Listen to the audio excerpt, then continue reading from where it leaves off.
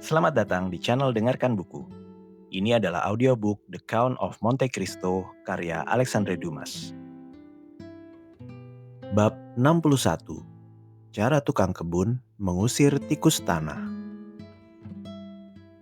Bukan pada malam yang disebutkannya, melainkan keesokan paginya, Count of Monte Cristo meninggalkan Paris lewat Barrière d'Enfer untuk mengambil jalan menuju Orleans setelah melewati desa Linas, tanpa berhenti di stasiun telegraf yang melambaikan lengan-lengan tulangnya yang panjang saat ia lewat.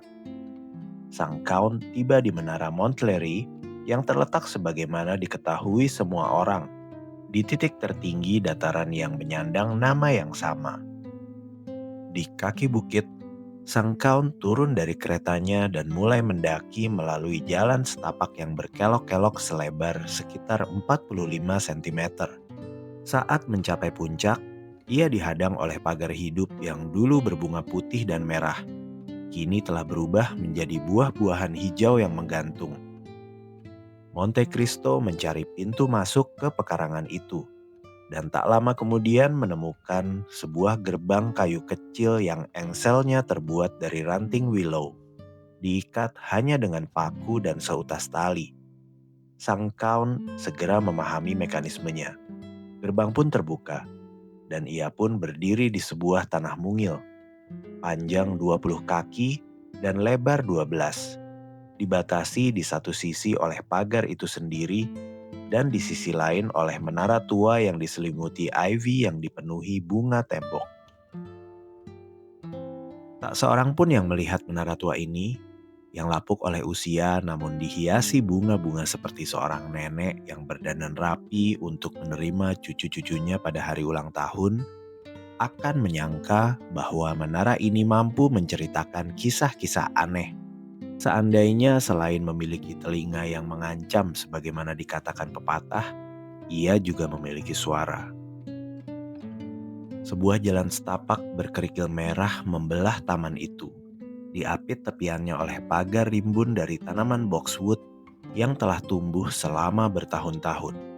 Warna dan nadanya pasti akan membuat hati Delacroix, sang Rubens modern, bergetar sukacita. Jalur itu dibentuk menyerupai angka 8, sehingga dalam taman seluas 20 kaki saja, panjang jalan yang bisa ditempuh mencapai 60 kaki. Tak pernah Flora, Dewi Taman yang segar dan tersenyum, disembah dengan pengabdian yang lebih murni dan teliti daripada di pekarangan kecil ini. Dari 20 semak mawar yang membentuk hamparan bunga, tak satu pun menunjukkan bekas siput, dan tak terlihat pula jejak kutu daun yang biasanya merusak tanaman di tanah lembab. Namun bukan berarti kelembapan dihindari di sini. Tanahnya hitam pekat seperti jelaga, dan dedaunan yang rimbun membuktikan keberadaannya. Lagi pula, seandainya kelembapan alami kurang, ia bisa segera ditambah lewat tangki air di salah satu sudut taman, tempat seekor katak dan seekor kodok duduk berjaga, masing-masing di sisi berlawanan dari baskom, seolah saling membenci. Tak ada selai rumput pun di jalan setapak, tak ada gulma di hamparan bunga. Tak seorang pun wanita terhormat pernah merawat geranium, kaktus, atau rhododendronnya dalam pot porselen dengan lebih penuh kasih daripada sang tukang kebun tak dikenal ini merawat taman mungilnya. Monte Cristo berhenti sejenak, menutup gerbang dan mengikat kembali talinya ke paku, lalu memandang sekeliling. Orang di stasiun telegraf ini, gumamnya, pasti menyewa tukang kebun atau benar-benar gila berkebun. Tiba-tiba kakinya menyentuh sesuatu yang berjongkok di balik gerobak berisi daun-daun kering. Makhluk itu berdiri sambil berseru terkejut. Dan Monte Cristo pun berhadapan dengan seorang pria berusia sekitar 50 tahun yang sedang memetik stroberi dan meletakkannya di atas daun anggur. Ia telah mengumpulkan 12 daun dan hampir sebanyak itu pula stroberinya. Namun saat berdiri tergesa-gesa, semuanya jatuh dari tangannya. "Tuan sedang memanen hasil kebun?" Tanya Monte Cristo sambil tersenyum. Maafkan saya Tuan, jawab pria itu sambil mengangkat tangannya ke topi. Saya tahu saya seharusnya di atas sana, tapi saya baru saja turun. Jangan biarkan saya mengganggumu sahabatku, kata sang kaun. Petik stroberimu, kalau memang masih ada yang tersisa. Masih ada 10, kata pria itu. Ini 11, jadi tadinya 21. 5 lebih banyak daripada tahun lalu. Tapi saya tak heran, musim semi tahun ini hangat dan stroberi butuh panas Tuan. Karena itulah alih-alih 16 seperti tahun lalu, tahun ini saya sudah memetik 11, 12, 13, 14, 15, 16, 17, 18. 3 lagi hilang. Tadi malam masih ada di sini. Saya yakin saya sudah menghitungnya. Pasti anaknya Nyonya Simon yang mencurinya. Tadi pagi saya lihat ia berkeliaran di sini. Bajingan kecil itu mencuri di kebun. Ia tidak tahu kemana kebiasaan itu bisa membawanya. Tentu saja itu salah, kata Monte Cristo. Tapi kau harus mempertimbangkan usia muda dan nafsu makan si pelaku. Memang begitu, jawab sang tukang kebun. Tapi tetap saja menyebalkan. Lagi pula Tuan, sekali lagi saya mohon maaf. Jangan-jangan Anda seorang petugas yang saya tahan di sini. Ia melirik ragu pada mantel biru sang kaun. Tenanglah sahabatku, kata sang kaun dengan senyum yang bisa ia ubah sesuka hati menjadi mengerikan atau penuh kasih. Kini hanya mengekspresikan kelembutan. Saya bukan inspektur, hanya seorang musafir yang datang karena rasa ingin tahu. Yang kini saya sesali karena telah membuatmu kehilangan waktumu. Waktu saya tidak berharga, jawab pria itu dengan senyum murung. Tapi tetap milik pemerintah, jadi saya tak boleh menyia-nyiakannya. Namun tadi saya menerima sinyal bahwa saya boleh beristirahat selama 1 jam.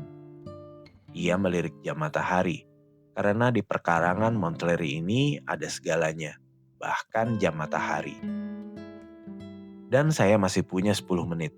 Stroberi saya sudah matang, dan jika ditunda sehari lagi, oh ya Tuan, apakah tikus tanah memakannya? Menurut saya tidak, jawab Monte Cristo. Tikus tanah tetangga buruk bagi kita yang tidak memakannya dalam keadaan diawetkan seperti bangsa Romawi dulu.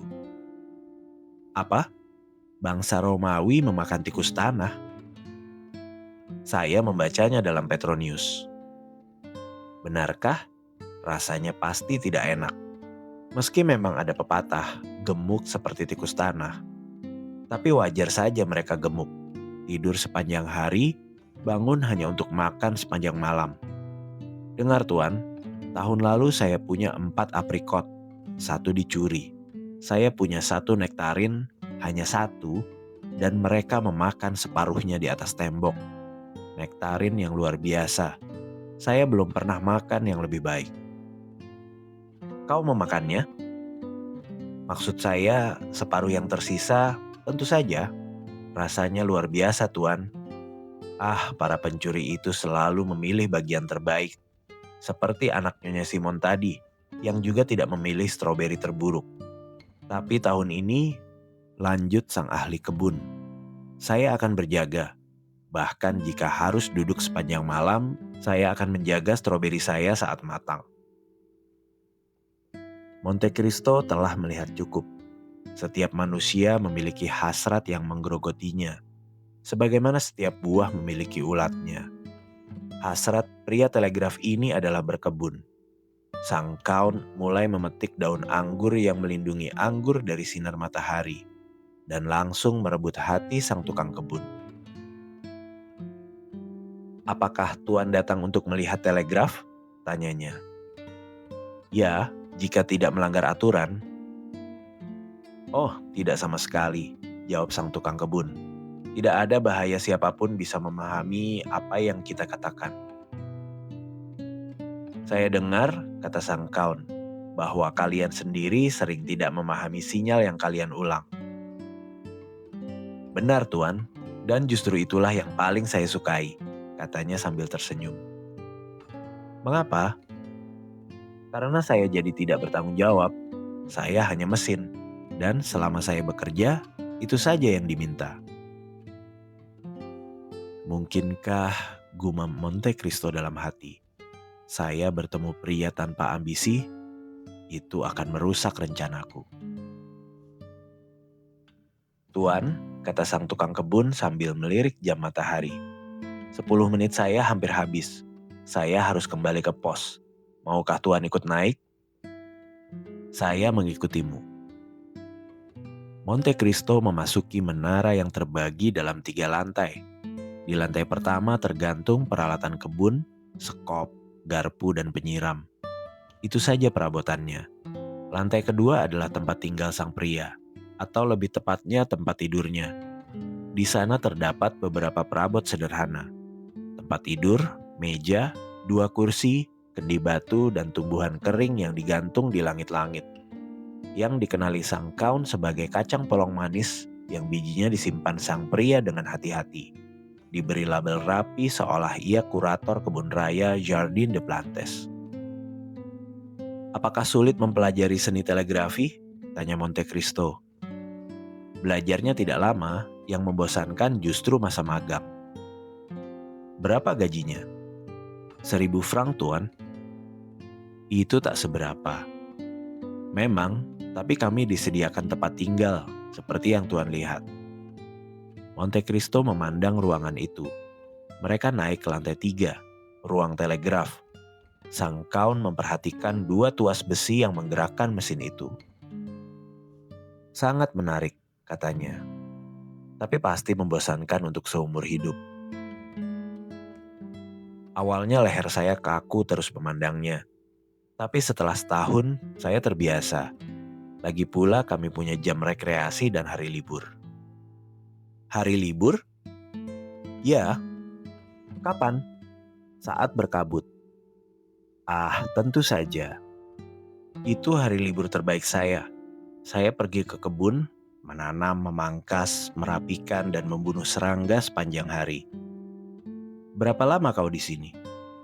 10 tahun, ditambah 5 tahun magang jadi 15 tahun. Usiamu? 55. Berapa lama lagi kau harus bekerja untuk mendapat pensiun? 25 tahun. Berapa besar pensiunnya? 100 crown. Kasihan umat manusia, desah Monte Cristo. Apa yang Tuan katakan?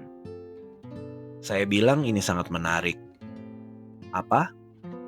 Semua yang kau tunjukkan. Dan kau benar-benar tidak memahami sinyal-sinyal itu? Sama sekali tidak. Pernah mencoba memahaminya? Tidak pernah. Untuk apa? Tapi ada sinyal yang hanya ditujukan padamu. Tentu. Dan kau paham? Selalu sama. Artinya, tidak ada yang baru. Kau punya waktu 1 jam. Atau besok. Cukup sederhana, kata sang kaun. Tapi lihat, bukankah rekanmu mulai bergerak?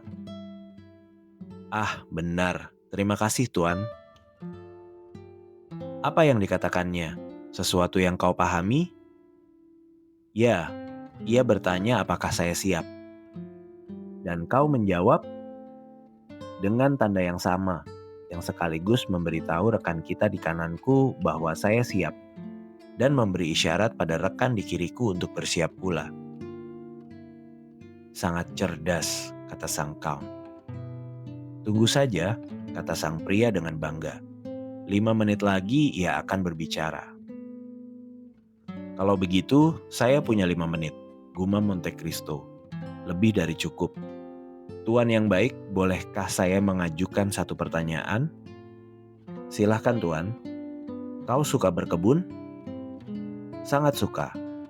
Dan kau akan senang memiliki lahan 2 akre bukan hanya teras 20 kaki ini? Tuan, saya akan menjadikannya surga dunia. Kau hidup susah dengan 1.000 frankmu.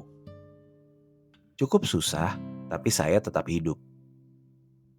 Tapi kebunmu sangat sempit. Memang, kebunnya kecil.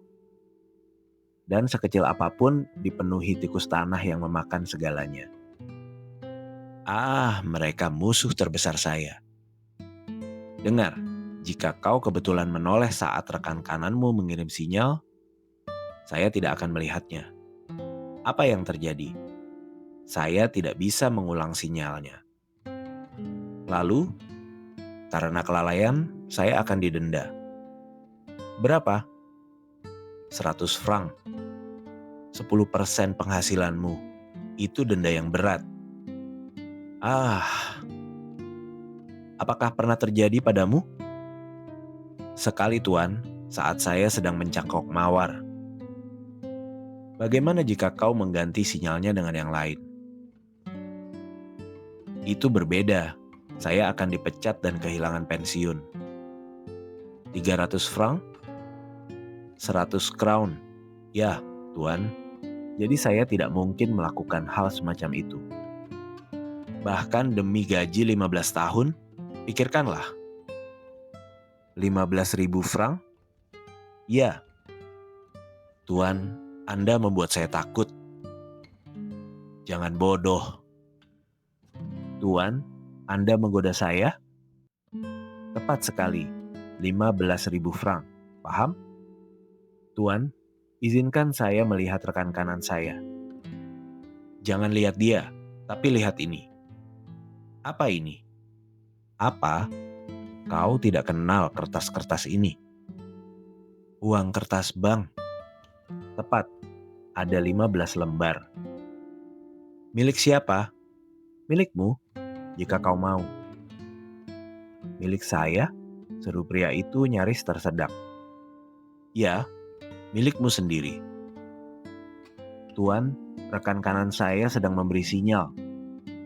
Biarkan saja. Tuan, Anda mengganggu konsentrasi saya. Saya akan didenda. Itu hanya 100 franc. Jelas lebih menguntungkan menerima uangku. Tuan, rekan kanan saya semakin gencar. Ia tidak sabar. Tidak peduli, ambil ini. Sang kaun menjejalkan uang itu ke tangannya. Tapi ini belum semuanya, lanjutnya. Kau tidak bisa hidup hanya dari 15.000 franc.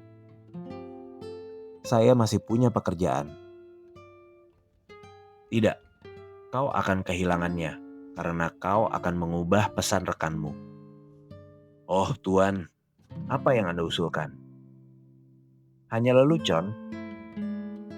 Tuan, kecuali Anda memaksa saya rasa saya bisa memaksamu. Monte Cristo mengeluarkan paket lain dari sakunya. Ini 10.000 franc lagi, ditambah 15.000 di sakumu. Total 25.000. Dengan 5.000 kau bisa membeli rumah kecil yang indah plus lahan 2 akre. Sisanya 20.000 akan memberimu 1.000 franc setahun. Kebun 2 akre? Dan 1.000 franc setahun. Oh Tuhan. Ambil saja. Monte Cristo memaksakan uang itu ke tangannya. Apa yang harus saya lakukan? Tidak sulit. Apa itu? Ulangi tanda-tanda ini. Sang kaun mengeluarkan selembar kertas berisi 3 tanda dengan angka yang menunjukkan urutan pengirimannya. Lihat, tidak butuh waktu lama. Ya, tapi lakukan ini dan kau akan punya nektarin dan segalanya. Serangan itu tepat sasaran. Wajah pria itu memerah. Keringat dingin mengalir di dahinya. Dengan gemetar, ia menjalankan ketiga tanda yang diberikan sang kaun. Meski rekan di kanannya menunjukkan gerakan aneh, bingung, bahkan mulai mengira sang tukang kebun gila. Adapun rekan di kiri dengan jujur mengulang sinyal yang sama. Dan akhirnya pesan itu sampai ke Menteri Dalam Negeri.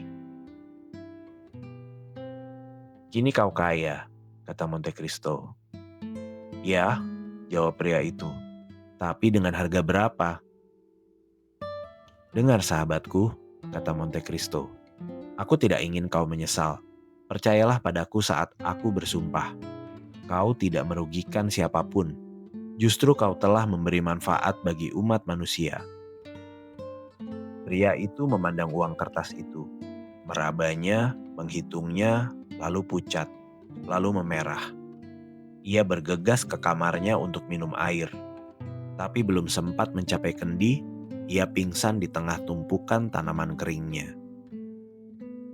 5 menit setelah telegram baru itu sampai ke menteri, Debray segera menyuruh kusirnya memasang kuda dan bergegas ke rumah Danglars. "Apakah suamimu punya obligasi Spanyol?" tanyanya pada sang barones. "Tentu saja, ia memiliki obligasi senilai 6 juta. Ia harus menjualnya, berapapun harganya." "Mengapa?" "Karena Don Carlos telah kabur dari Borges dan kembali ke Spanyol." "Bagaimana kau tahu?" Debray hanya mengangkat bahu. "Kau malah bertanya bagaimana aku tahu berita ini?" katanya. Sang barones tidak menunggu penjelasan lebih lanjut. Ia langsung berlari menemui suaminya, yang segera bergegas ke agennya dan memerintahkan penjualan semua obligasi Spanyolnya dengan harga apapun. Begitu diketahui Danglars menjual, nilai saham Spanyol langsung jatuh. Danglars kehilangan 500.000 franc, tapi berhasil melepaskan seluruh sahamnya. Malam itu juga, Le Messager memberitakan, melalui telegraf, Raja Don Carlos telah lolos dari pengawasan penjaganya di Borges dan kembali ke Spanyol melalui perbatasan Catalonia. Barcelona telah memberontak mendukungnya. Sepanjang malam itu orang hanya membicarakan kecerdikan Danglars yang berhasil menjual sahamnya, dan keberuntungan sang spekulan yang hanya kehilangan 500.000 franc dalam bencana besar itu. Mereka yang memegang saham atau membeli dari Danglars menganggap diri mereka hancur dan melewati malam yang sangat buruk. Keesokan paginya, Le Moniteur menulis, "Tanpa dasar sama sekali, Le Messager kemarin memberitakan kaburnya Don Carlos dan pemberontakan Barcelona. Raja Don Carlos tidak pernah meninggalkan Borges dan semenanjung Iberia dalam keadaan damai. Kesalahan ini disebabkan sinyal telegraf yang salah ditafsirkan akibat kabut." Nilai saham naik kembali, bahkan lebih tinggi 1% daripada sebelum jatuh. Dengan menghitung kerugian dan keuntungan yang terlewat, Danglars kehilangan total 1 juta franc. "Bagus," kata Monte Cristo pada Morel yang sedang berada di rumahnya saat berita kejatuhan Danglars tiba. "Saya baru saja membuat penemuan senilai 25.000 franc, yang bahkan bersedia saya bayar 100.000. "Apa yang kau temukan?" tanya Morel. "Saya baru saja menemukan cara seorang tukang kebun mengusir tikus tanah yang memakan buah persiknya."